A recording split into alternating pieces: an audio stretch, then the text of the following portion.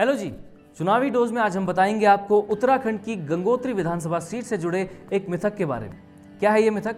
मिथक यह है कि इस विधानसभा सीट से जो भी प्रत्याशी चुनाव जीतता है वो जिस भी पार्टी से होता है उसी पार्टी की सरकार प्रदेश में सत्ता में आती है।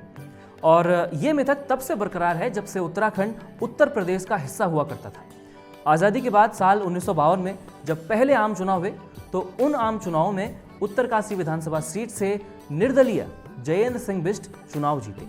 बाद में उन्होंने कांग्रेस ज्वाइन कर ली और उस वक्त प्रदेश में गोविंद बल्लभ पंत के नेतृत्व में कांग्रेस पार्टी की सरकार बनी। इसके बाद दोबारा साल 1957 में हुए विधानसभा चुनाव में जयेंद्र सिंह बिष्ट निर्विरोध चुनाव जीते और उस वक्त फिर से कांग्रेस पार्टी की सरकार बनी। साल 1958 में जयेंद्र सिंह बिष्ट की मृत्यु हो गई और उनके निधन के बाद कांग्रेस के ही रामचंद्र उनियाल विधायक बने। इस बीच टिहरी रियासत का हिस्सा रहा उत्तरकाशी साल 1960 में एक अलग जनपद के रूप में अस्तित्व में आ गया, लेकिन यह मिथक तब भी बरकरार रहा। इसके बाद साल 1977 में जनता पार्टी के बर्फिया लाल जुवाठा ने चुनाव जीता और उस वक्त फिर से जनता पार्टी की सरकार उत्तर प्रदेश में काबिज हुई।